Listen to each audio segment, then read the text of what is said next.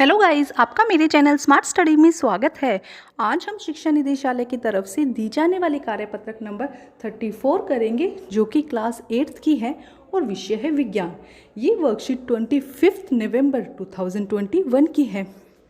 तो आइए शुरू करते हैं आज की वर्कशीट शुरू करने से पहले प्लीज़ मेरे चैनल को सब्सक्राइब कर दीजिए। तो आइए देखते हैं आज की वर्कशीट, जंतुओं में जनन।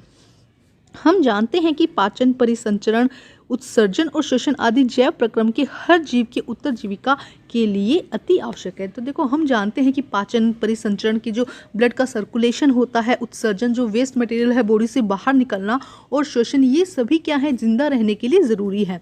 लेकिन जनन का प्रक्रम जीवों की जाति की निरंतरता बनाए रखने के लिए आवश्यक है। लेकिन जनन, ये सब क्या है, जिंदा रहने के लिए आवश्यक है। लेकिन जनन क्या है, अपने जैसे जीवों को पैदा करना। लेकिन जनन का जो प्रक्रम है, जीवों की जाति की निरंतरता, मतलब कि एक कंटिन्यूएशन बनाए रखे, कि एक से दूसरा, दूसरे से तीसरा। देखो, अगर एक जीव है, वो उसके अंदर ये सारी क्रिया हो रही है, लेकिन एक दिन क्या होगा, वो मर जाएगा, तो उसकी निरंतरता नहीं बनी रहेगी ना। तो उसकी निरंतरता बनी रहने के लिए जनन जो है वो आवश्यक है। आगे समझते हैं इसे अच्छे से। जरा सोचो, क्या होता कि यदि जनन नहीं करते, यदि जो जीव है वो जनन नहीं करते, मानो कि एक जीव है, इसमें जनन की प्रोसेस नहीं हो रही, बाकी सारी प्रोसेस इसके अंदर हो रही है, तो एक टाइम क्या होगा, एक टाइम ऐसा आएगा कि लास्ट में ये क्या हो जाएगा, मर जाएगा, और इसके जैसे जीव आगे नहीं रहेंगे। तो एक टाइम आने के बाद में, जब क्योंकि जीव कोई भी अमर नहीं है, एक टाइम के बाद उनका एक जीवन काल होता है, जीवन काल के बाद वो मर जाते हैं।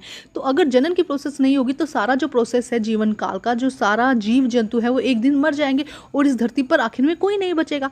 तो इसलिए क्या कहा गया, देखो हम ध्यान से समझते हैं, जीव अमर नहीं होते, सभी जीवों का एक जीवन काल होता है। जीवन काल मतलब कि उनकी जन्म हो गया, उनकी मृत्यु होगी, जिसमें वे जन्म लेते हैं और मरते हैं। यह कैसे सुनिश्चित होता है कि प्रकृति में जीवन चलता रहे। अगर जनन है तभी प्रकृति में जीवन चल रहा है, कि एक के बाद दूसरी पीढ़ी आई, दूसरी के बाद तीसरी पीढ़ी आई, तो वो कंटिन्यूएशन बनी हुई है, कि अपनी जाति को बनाए रखते हैं। जीवन की निरंतरता के लिए कोई प्रक्रम तो होना चाहिए ना। वह प्रक्रिया जो सभी जीवों को अपने जैसे जीव उत्पन्न करने के लिए मदद करती है, वह जनन कहलाते हैं। तो जनन किसे कहते हैं, अपने जैसे जीवों को उत्पन्न करना।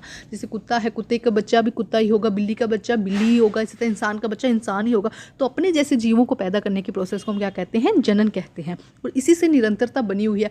आज भी हमारे पूर्वज इस धरती पे, मतलब हम उनके पूर्वज हैं, तो हम उनकी पीढ़ी को बनाए हुए हैं।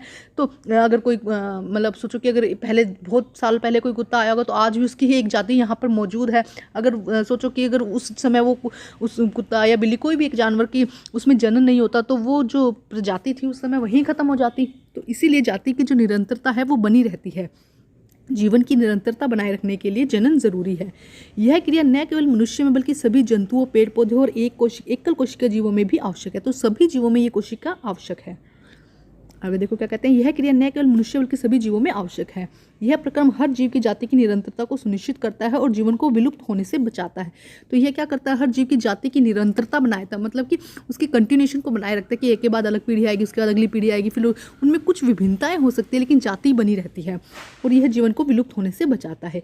एक आम का पेड़ आम के पेड़ से ही बनता है, और हर बार बिल्ली के बच्चों को बिल्ली ही जन्म देती है। ऐसा नहीं होता ना कि बिल्ली के बच्चे से डॉगी हो गया, ऐसा नहीं होता है ना। बिल्ली के बच्चे से बिल्ली निकलेगी, और आम के जो पेड़ है आम के बीज से ही होगा।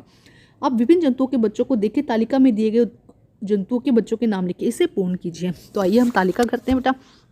देखो क्या दिया गया है तालिका में। सबसे पहले क्या पूछा गया है, यहाँ पे हम देखते हैं जंतु और उनके बच्चों के नाम पूछे गए हैं। जैसे कि मनुष्य के बच्चों को क्या कहते हैं, शिशु। मनुष्य के बच्चों को क्या कहा जाता है, शिशु कहा जाता है। इसी तरह बिल्ली के बच्चों को क्या कहते हैं, बिलोटा। थोड़ा सुनने में अजीब सा लग रहा है, लेकिन बिल्ली के बच्चों को क्या कहा जाता है, बिलोटा। इसी तरह कुत्ते के बच्चे को क्या कहा जाता है, पिल्ला। कुत्ते के बच्चों को क्या कहा जाता है, पिल्ला। तितली के बच्चों को क्या कहा जाता है, लार्वा। तितली के बच्चे जो हैं उनको क्या कहा जाता है, लार्वा। मुर्गी के बच्चों को क्या कहते हैं, चूजा।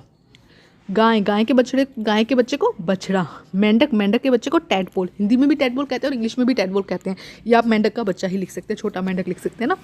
तो ये सब है इनके नाम। इनके जो बचपन में बिल्ली के बच्चे को बिलोटा, कुत्ते के बच्चे को पिल्ला, तितली को लार्वा, गाय के बच्चे को बछड़ा और मेंढक के बच्चे को टैडपोल कहते हैं। अब हम देखते हैं जनन। अभी तक हमने यहाँ पे सिर्फ एक बात अच्छे से समझी कि जनन जीवों की निरंतरता को बनाए रखने के लिए आवश्यक है, और जनन कहते किसे हैं, जीवों में अपने जैसे जीवों को उत्पन्न करने की प्रक्रिया होती है, जिसे हम जनन कहते हैं। अब है जनन की विधियाँ। जनन की विधियाँ, जैसे कि जनन की प्रक्रिया, जनन की प्रक्रिया में 2 चरण होते हैं। पहला चरण होता है अंडोत्पत्ति, दूसरा चरण होता है प्रजनन। अंडोत्पत्ति में क्या होता है, 2 अंडे उत्पन्न होते हैं, और प्रजनन में क्या होता है, 2 अंडे उत्पन्न होते हैं। अब है जनन की विधियाँ। पादपों की तरह जंतुओं में भी जनन की 2 विधियां होती हैं। अब जंतुओं में जनन की कितनी विधियां होती है? 2 विधियां होती हैं। एक होती है लैंगिक जनन और एक होती है अलैंगिक जनन। देखो यहाँ पर जनन की विधियां दी गई हैं। जनन की 2 विधियां होती है, लैंगिक जनन और अलैंगिक जनन। नर युग्मक मादा युग्मक के संलयन द्वारा जनन को लैंगिक जनन कहते हैं। इसमें क्या होता है? देखो नर युग्मक, इसमें क्या होता है? नर युग्मक और मादा युग्मक का संलयन होता है। और क्या होता है? मादा युग्मक का संलयन होता है, जिसकी वजह से युग्मक के संलयन से लैंगिक जनन, जिस प्रोसेस को हम क्या कहते हैं? लैंगिक जनन कहते हैं। इस प्रक्रिया में 2 जीव नर और मादा मिलकर नई संतति का निर्माण करते हैं, नई संतति को बनाते हैं। एक नर युग्मक होता है और एक मादा युग्मक होता है, उनका संलयन होता है, जिससे क्या इस प्रोसेस को क्या कहा जाता है? लैंगिक जनन कहते हैं। और इसमें आप लैंगिक जनन में ध्यान रखेंगे 2 जीवों की जरूरत होती है, एक नर और मादा, दोनों मिलकर क्या बनाते हैं? नई संतति का निर्माण करते हैं। और इस जनन को हम क्या कहते हैं? लैंगिक जनन। उसके बाद है अलैंगिक जनन। जनन का वह प्रकार जिसमें केवल एक ही जीव भाग लेता है। इसमें क्या होता है? एक ही जीव, जैसे कि अलैंगिक जनन का हम देखते हैं यहाँ पे, जैसे कि ये एक जीव है, ये एक जीव है, ये क्या होगा? अलग अलग विधियां होती है इसकी। मान लो कि एक जीव है, ये टूट गया, 2 भागों में टूट गया और दोनों भागों ने अलग अलग जीव बना दिए। तो इस तरह की विधियां इसके अंदर, अलग अलग तरह की विधियां होती हैं। उनमें से एक खंडन है ये। इसमें क्या हुआ? एक जीव था जो 2 भागों में टूट गया और दोनों भागों ने क्या किया? अलग अलग जीव बना दिए। तो एक जीव से 2 जीव बन गए, यही है जनन, कि अपने जैसे जीवों को उत्पन्न करना। तो अलैंगिक जनन, जनन का वह प्रकार जिसमें केवल एक ही जीव भाग लेता है। यहाँ पे 2 जीव भाग ले रहे थे लैंगिक जनन में, और अलैंगिक जनन में एक ही जीव भाग लेता है, एक ही जीव से नया जीव बनता है। ठीक है, तो इसको ध्यान से समझना बेटा, आगे की वर्कशीट में हम इसे और अच्छे से समझेंगे। अब हम करते हैं इसके क्वेश्चन आंसर। जनन को परिभाषित कीजिए। तो जनन क्या है बेटा? बताइए, अभी अच्छे से समझाए। अपने जैसे जीवों को उत्पन्न करने की प्रक्रिया को हम जनन कहते हैं। तो यहाँ से देखते हैं आंसर नंबर 1 यहाँ से आ जाएगा। वह क्रिया, एक सेकेंड, यहाँ से बेटा, सॉरी, यहाँ से वह क्रिया, वह क्रिया जो सभी जीवों को अपने जैसे जीव उत्पन्न करने में मदद करती है, जनन कहलाती है। या अपने जैसे जीवों को उत्पन्न करने की प्रक्रिया को हम जनन कहते हैं। सिर्फ लिख सकते हैं, अपने जैसे जीवों को उत्पन्न करने की प्रक्रिया, इजी लिखना तो इस तरह से लिख दीजिए, अपने जैसे जीवों को उत्पन्न करने की प्रक्रिया को हम जनन कहते हैं। ऐसे लिख दीजिएगा, या ये लिख दीजिएगा, वह क्रिया जो सभी जीवों को अपने जैसे जीव उत्पन्न करने में मदद करती है, जनन कहलाती है। या अपने जैसे जीवों को उत्पन्न करने की प्रक्रिया को हम जनन कहते हैं। आगे नेक्स्ट क्वेश्चन देखते हैं।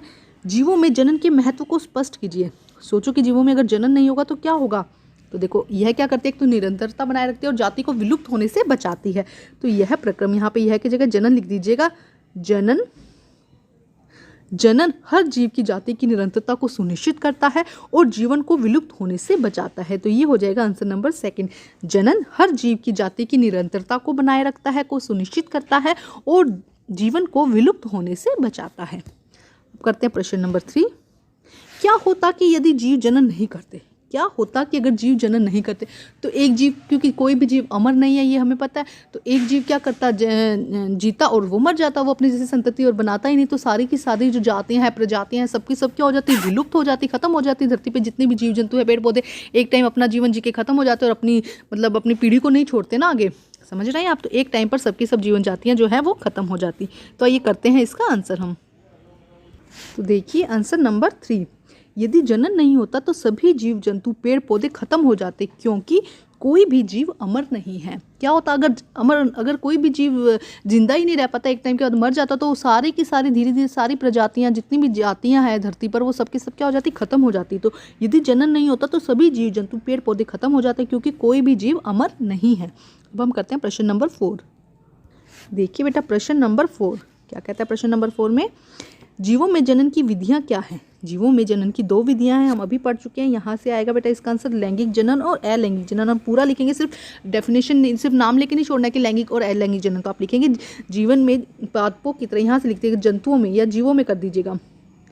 जीवों में जनन की 2 विधियां होती है, लैंगिक जनन और अलैंगिक जनन। फिर इनकी डेफिनेशन भी आप यहाँ पर देंगे कि जब 2 जीव भाग लेते हैं, नर मादा युग्मक का संलयन होता है, उसे लैंगिक जनन कहते हैं। और एक ही जीव से जब जनन में भाग लेता है तो उसे हम क्या कहते हैं? अलैंगिक जनन कहते हैं। तो बेटा आज की वर्कशीट कंप्लीट होती है। वर्कशीट कंप्लीट करके अपने टीचर से चेक कराइए और प्लीज़ मेरे चैनल को लाइक कीजिए, सब्सक्राइब कीजिए और शेयर कीजिए। Thank you students.